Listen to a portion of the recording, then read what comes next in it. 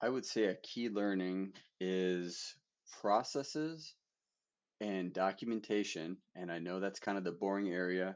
And there's so many good podcasts like yours, courses, books that discuss leadership and all the different aspects of running a company.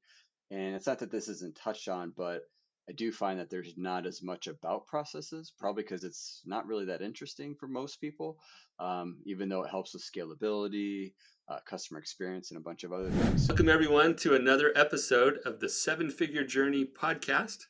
I'm your host today, Brett Gilliland, and I am here with another amazing guest.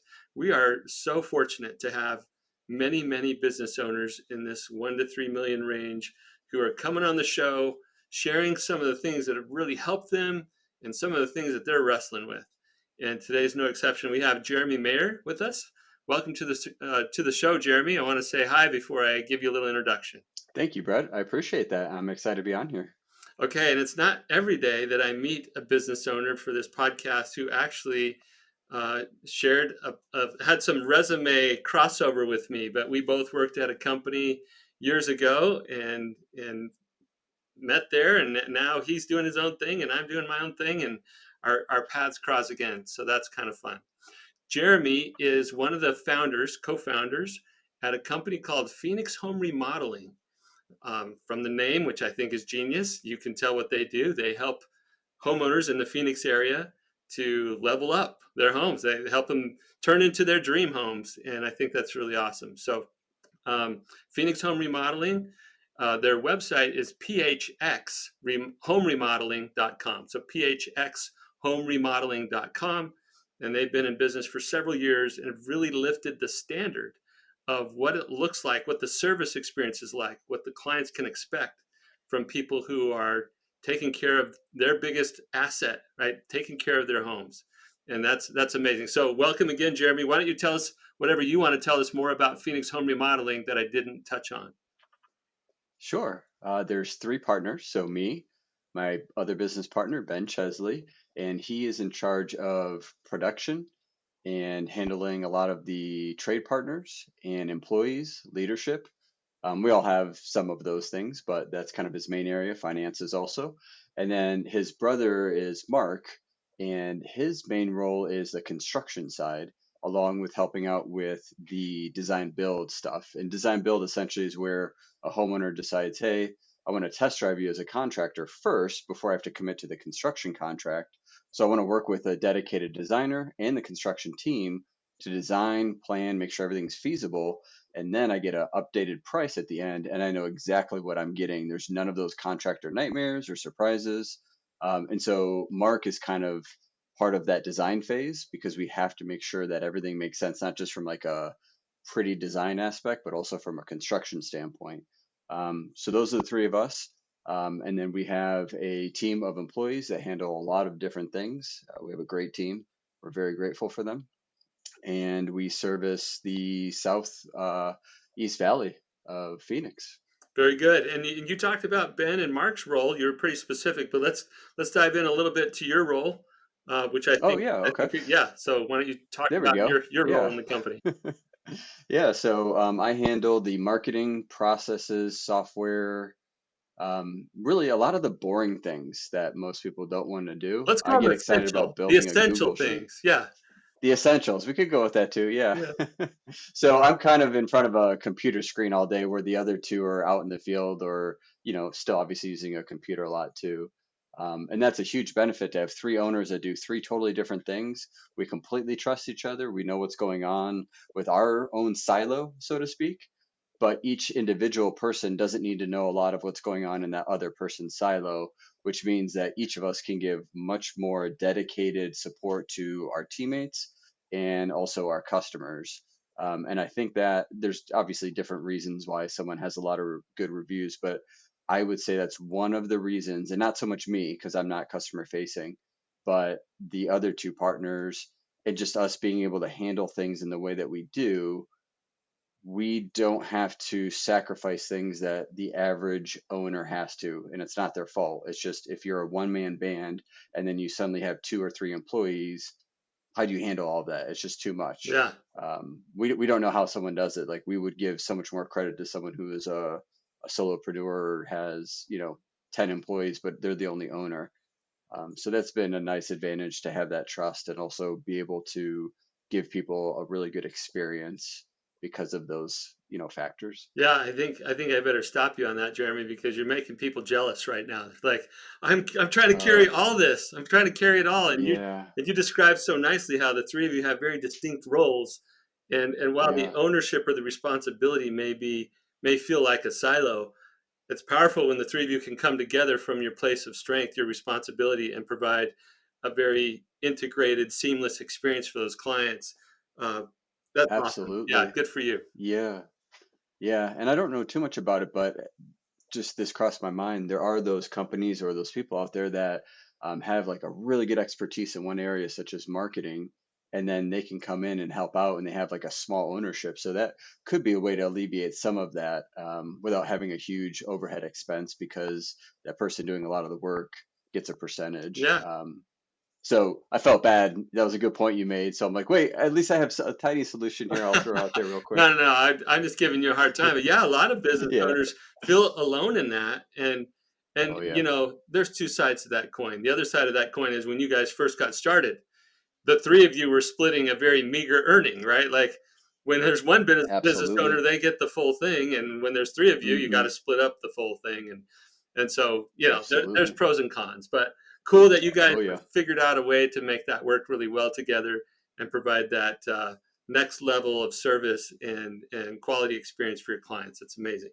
Let's dive into some of the things that you've learned early on in your seven-figure journey with your partners. You can share experiences, Jeremy, that just apply to you, or you can share Hmm. experiences that apply to the three of you as owners.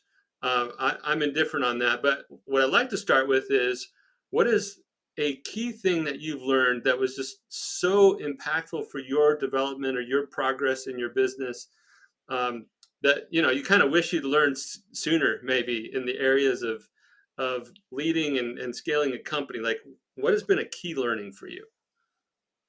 I would say a key learning is processes and documentation. And I know that's kind of the boring area.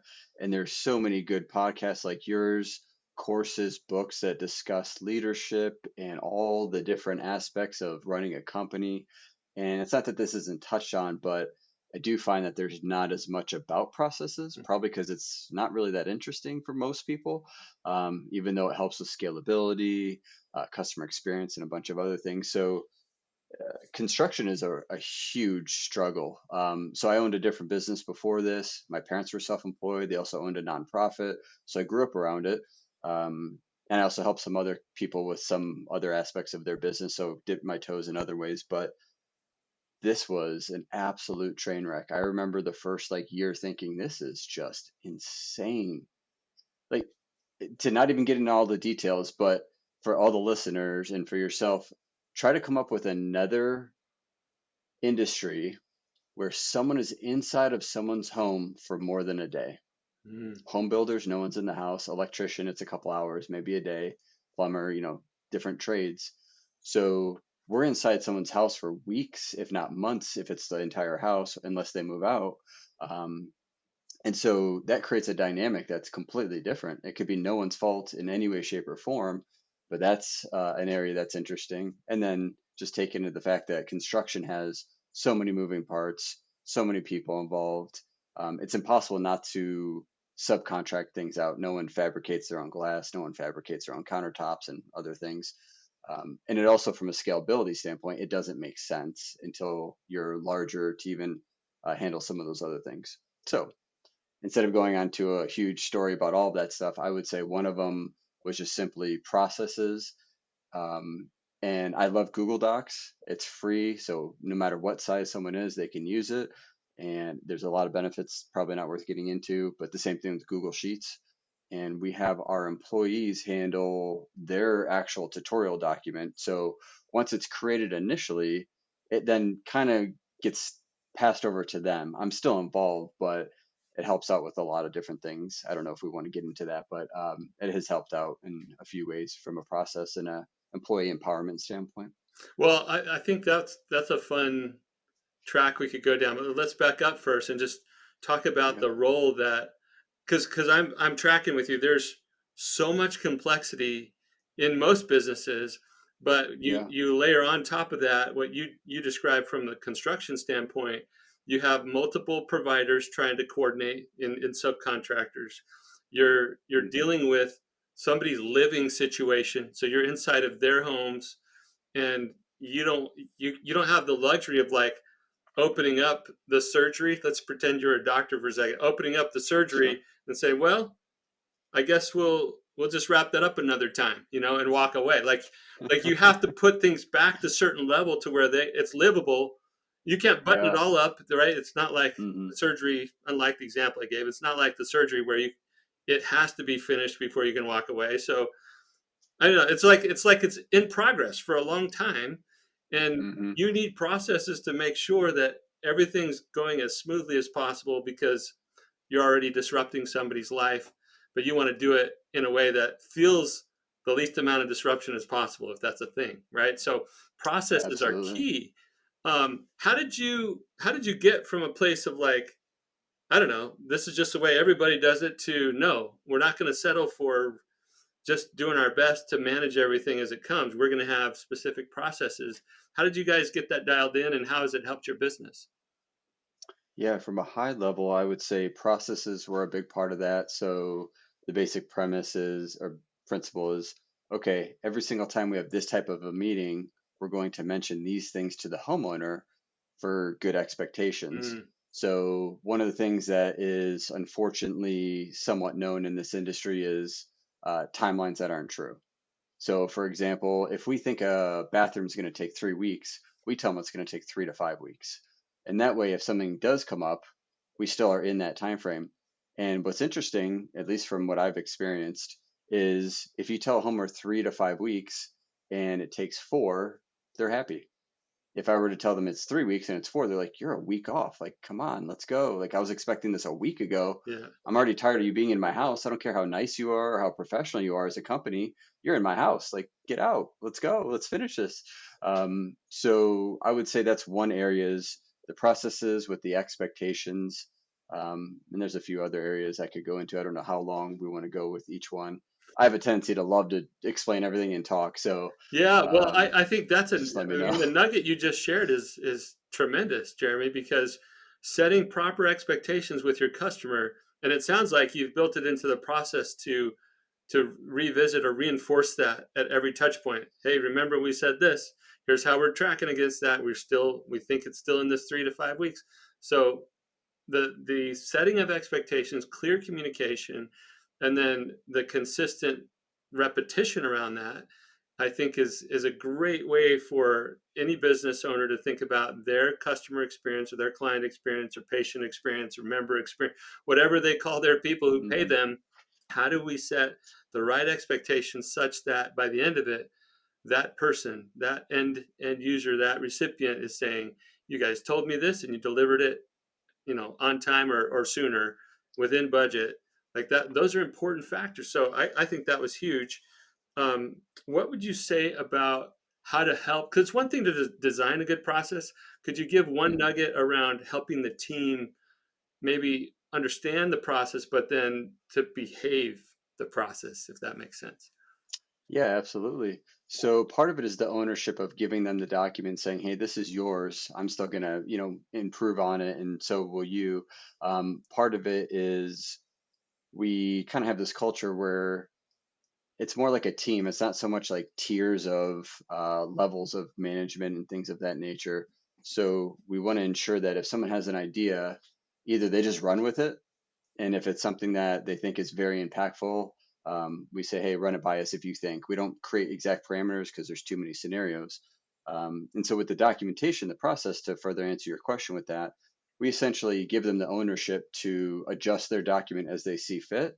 But if it's something that changes the overall process, they have to run it by me first. And they want to anyways. It's one of those things where it's like, ooh, this is a big deal. Like, how would you go about it? And so then that way we can talk through it. They understand the role way better than I do. They understand it better than anyone. So we want them to be able to improve upon their own process. And by doing that, there's that sense of ownership, and they want to do it too, because like I'll just give you a quick example. This may or may not be fully true, but let's say that a customer replies back with a new objection we've never seen or heard before. Then the consultant would reach out to me and say, hey, how would you reply back to this? I would give him a reply if he likes it, or if we decide it's a good one for a template. Well, now it goes into a document. So the next time someone asks that, all he has to do is copy and paste it. That doesn't mean we don't care about what the answer is, or the speed of it is hurting the customer experience. It's just he can get an answer to them really quickly, especially if it's something where, in this example, it's a new sales consultant.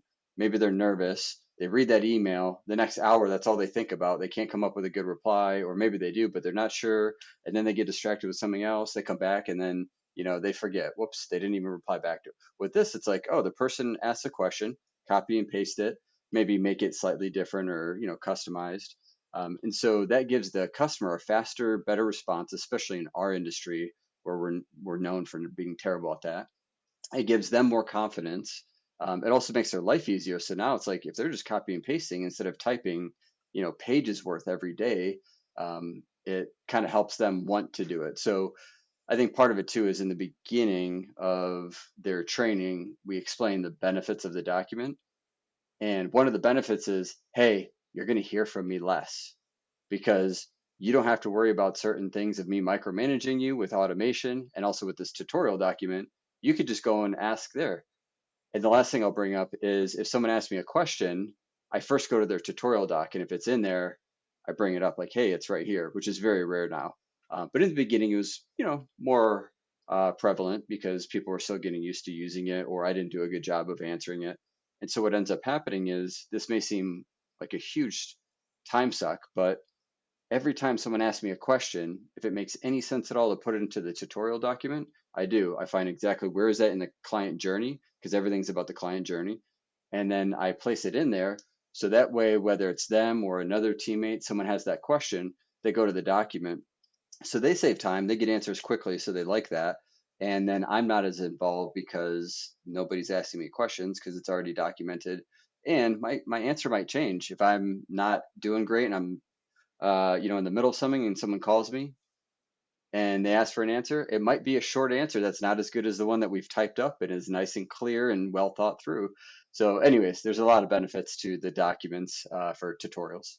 Well, I really like this specific example, Jeremy, because I hope owners are listening that, hey, that thing called process documentation that most of us don't want to do, the way that it pays off is it drives a consistent client experience, and it speeds things up in the future where you don't have people trying to figure out answers to the same questions over and over again because you've got it all documented.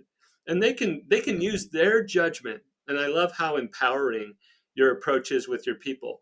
You've given them ownership of that process or that document, and given them some latitude to make it even better. Let's just make sure that it plugs into the whole client experience. If you're going to make a change, right, sync up with me. Let's make Mm-hmm. sure it doesn't have an unintended consequence somewhere else, but within Mm-hmm. reason, like full ownership to make it even better. And then when that person leaves, and none of us wants to think about our great people leaving, but at some point Mm-hmm. it happens, right? People leave, and then you get somebody Yeah. else in there, and you don't have to start all over. You've already got a lot of Mm-hmm. that great design and real experience captured in the client journey documentation. So I think it's fabulous what you've shared. Thank you for going into the level of detail that you did. Um, unless there's anything else you need to like correct me on, I'd like to shift to the second part of our interview. No, that's We perfect. got it? Okay, good. Yeah, thank you for Yep. sharing that. Super helpful. Absolutely. The second part of our interview, as you know, is a shift to like, hey, let's be real. Even though you figured out some things around documentation, there's still some Mm-hmm. things as a business owner that is just keeping you from getting to that next level that you want to get to. And this podcast is dedicated to giving you some help on that, in the hopes that it not only thanks you for your time today, but it helps other people with similar questions. So, what issue can we tackle together today for the next little bit? Yeah, this is by far my most painful thing that I'm going through currently at the moment. And I think it would also be good for others to hear because I can't imagine too many entrepreneurs not relating to this. And it essentially is a lot of things on my plate. So that's very generic, but essentially, right now we're finally at a position where instead of me trying to do everything, I can hire out a few people to do things. So we a few months ago we hired someone for Google Ads. We hired a company for website conversion rates, so that way we can improve our website. I have a tendency to give too much information, and so our website is just it's the encyclopedia of remodeling. So that's not good for certain things. And then we're working on a receptionist that is actually AI, but you can't tell that it's AI. Mm. So it's better than any one employee. Like I could never be as good as this AI. It's impossible because I can give it all the documentation and it'll always know exactly what to say. So that's a huge project right now that we're trying to figure all that out. And then we're building another website. I just hired someone to help me out with the website, and then hired someone else for. We're also moving our CRM um, in steps, but it's the first step to do that. Hmm. So I'm in charge of all that stuff, plus my normal business type of stuff. So it's a A lot, lot and on then your I have plate. ADHD. Yeah, a lot on my plate, and then I have ADHD. So if I open my email, it's like, okay, now I'm thinking about, I don't know, conversion rate optimization. 10 minutes later, I'm thinking about the AI and something I don't understand. And then the next minute, something else. So it jumps around a lot. And so I've done a few things to try to help out with that. You know, some of the stuff that you read about, like keep your Outlook closed, block off a certain time in my calendar, things like that. But sometimes you have to look at your email just to be able to do your task because it's an email from someone that you're working with and you have to read it. And then if you're like me, you accidentally read something else, and the next thing you know, you forgot what you were doing. Mm. So I just started doing this silly thing where if I know time's blocked off, I go into that when I'm making the calendar item and I actually copy the person's email or the link or whatever the video is that they provided, and I put it into the calendar link. So I'm not looking at my Outlook as much, but that's not really happening as well as it should. Yeah. So, anyways, that I would say that would probably be something that I could use the most help with. Okay. So I heard about some of the distraction elimination techniques that you're trying. We're not going to get into a distraction elimination too much right now because I want to focus on the bigger issue that you said of this. Like I have too much going on, too much on my plate, all these competing priorities. You Hmm. didn't use the term overwhelm, but would that be an applicable term for you, or how would you describe the way that it makes you feel to have too much on your plate? There's definitely overwhelm sometimes. Sometimes it's like, oh, this is awesome. I'm in the zone and like so much is getting accomplished. And other times it's like, God, this is taking forever. This is just ridiculous how, I'm impatient. So that might be part of it. But yeah, there's some overwhelm around how long does each thing take? Like, why is Google Ads taking this long to build it out? Why is this thing taking so long? Why is that thing taking so long? So that is the area of overwhelm I feel probably almost every day. Okay, so you feel some of that, and when Yeah. you, it looks like you might be. Is this a home office, or do you guys have an actual office? We have a regular office. I just work from my home just because of my setup and Yeah. it doesn't save time. Okay. Yeah. Well, I noticed some pictures back there, family, and I just think about what it's like for you and other business owners to carry that overwhelm, because just because we're done for the day for work, does that Hmm. feeling of stress or overwhelm or having too much on your plate, does that ever carry over into your personal life? Oh, absolutely. Yeah. About 2 months ago, I had to tell my wife, hey, look, I'm going to need your help kind of going above and beyond because I'm in the zone right now and I don't have a choice. Like, I need to get these things done as fast as possible. So she's done a great job of that. Well, and I didn't want to drag her into this, but there are Oh, lots yeah. of there are lots of plus ones out there, spouses, partners, girlfriend, boyfriend, whatever. There are a lot of people out there who know when their significant other is feeling what you just described.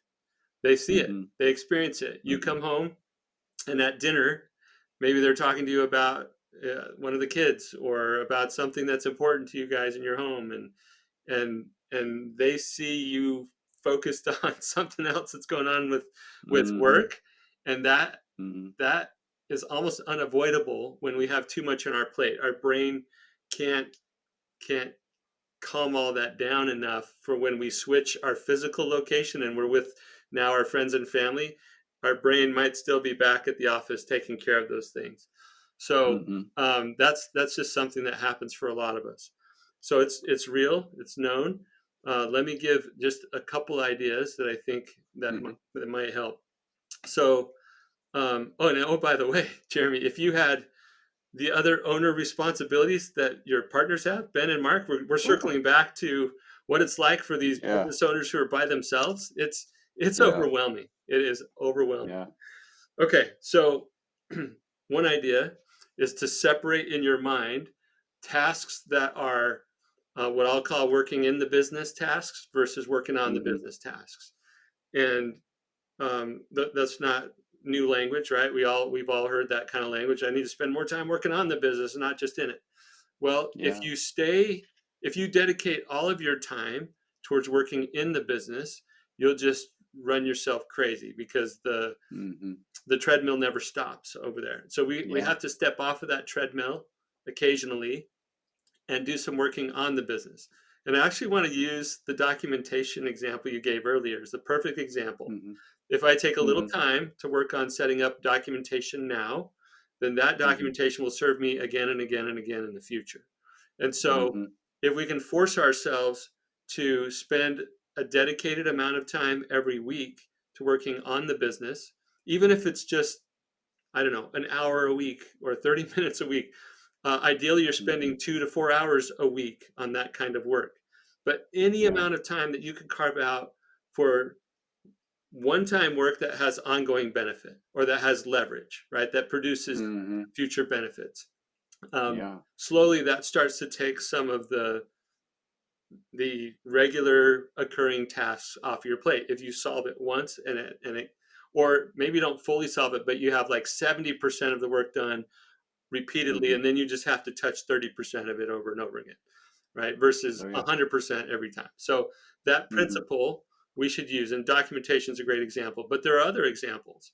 It might be, um, I don't know, it might be a piece of technology like you're describing. Like if we set up AI to take care of these inquiries, then that frees a human up from having to take care of them. So automation, AI, processes, all of those one-time investment things that have ongoing benefit ideas are one way to get a hold of some of the operational things that you have to do. Um, Another thing that I would suggest for you and others, Jeremy, is that you think about the what I'll call a meeting rhythm. And this will feel a little counterintuitive at first because nobody wants more meetings. And I'm not advocating for more meetings or longer Hmm. meetings. I'm advocating for the right mix of meetings so that there's clarity between you and your other partners and your team members about what strategic priorities we're pursuing while we're getting the job done today. Because that's one of the hardest Hmm. balancing acts. It's how do we move the business forward while we deliver today's results? And sometimes we feel overwhelmed because we're just dealing with today's results. And what I'm suggesting is if you force yourself to work on the business with an appropriately sized meeting rhythm, then you have to deprioritize some of the operational things that are overwhelming you today. And you might be like, well, Brett, that's not helping me. Like, I feel like I have to get those done. And what it comes down to is we have to get better at choosing what will get our focus now. What deserves an outsized amount or portion of focus now so that our Hmm. business is more likely to win in the future. And that discipline is a muscle that's kind of hard to exercise. Um, Hmm. Jeremy, you look, people are listening to this, and we're on a video, and we'll share it via video for those who want to watch. But you look like you might be a little more fit than I am. Um, well, I know people who exercise and dedicate a fair amount of keeping in shape.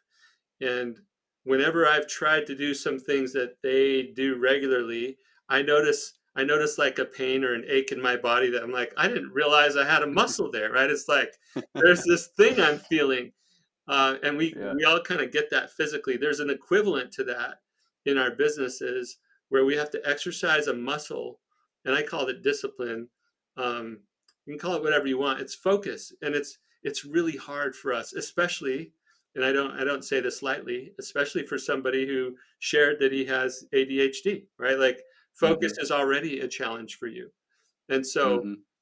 what you have to do, and I use the word have to do very, or the phrase very lightly, because one of your Sure. superpowers is that you can keep track of lots of things better than some of the rest of us, just because you've done it your whole life. It's like, oh, I got to do all these things. Um, Mm-hmm. but if you can quiet that a little bit and just Mm-hmm.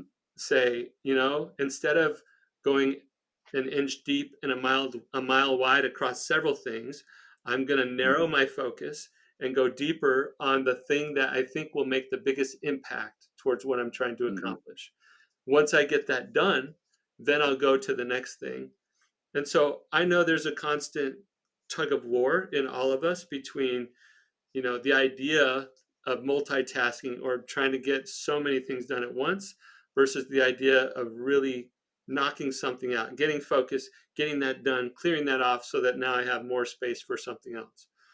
Mm-hmm. Um, I've talked a lot. Let me pause and see what ideas there are helpful and where you'd like to go a little further, if anywhere. Yeah, that totally makes sense. I appreciate it too. Like working on the most impactful one, that's something I wrote down. Also, the strategic meetings with our partners. We do meetings, obviously, but we don't do as many of we talk about the future and some strategy, obviously, but we're not doing as much as we could. And um, one thing that crossed my mind, um, so you know how we all, as entrepreneurs, have our tendencies to get stressed out and whatnot. I found this thing that's 9 minutes. It's called NSDR and it's free, non-sleep deep rest, and you can do it after you work out, Hmm. and you can do it, right before like an important meeting or whatever, and it completely calms me down and helps me out with ADHD. So I've been doing that before I have like focus work and stuff. Um, I love but I that. would say one of the main things is that impactful, like what are the most impactful things? Because right now, for example, we're creating that second website. I don't need to be doing that right now. Like that's not going to be impactful anytime soon. It's going to take at least 6 to 12 months to see any kind of ROI on it. So that would be an example of something that I could cut out for now, or just leave as is, or have somebody else do a little bit without me having to be involved. Well, I love that practical, like you're trying to apply it right now. Mhm. The questions, just for the thought process here, the question would be, of all the things we could invest to strengthen the future of our business, is that Mhm. second website the thing that gives us the best chance of achieving what we said we're going to achieve over the next, let's call it, Mhm. 3 years, right? If we have a mission Yeah. that takes us through the end of 2026 or 27, Mhm. if that website is key to that mission, then maybe it is the one working on the business thing that you should be doing right now. But if there's Sure. something else that's actually more essential to that future mission, then I would say, yeah, probably set aside that second website until you get that other thing going that needs to be more important, right? Mhm. So Yeah. um, there's a great. I love that you brought up You said it was non-sleep deep rest. Oh yeah, NSDR. And the only reason I thought of it was how you said how we're, stressful, and then you brought up like working out or Yeah, whatever. It's like, oh wait, that applies to both of yeah, those. non-sleep deep rest. Okay, so I think that's a great suggestion for people who struggle with finding that calmness, right? That deep, Hmm. calm rest. So NSDR, and then Yeah. the suggestion I want to make for the focus that we've been talking about is a book by a guy named Greg McKeown, and he wrote this book called Essentialism. Essentialism, Yes. and you might have it. You're looking back for it. I see that. Um, I can't remember if I've read it, so I'm gonna guess I haven't. But I okay. know exactly the book and the author you speak of. Yeah, that's a Yeah, good one. that's a great one for everybody listening.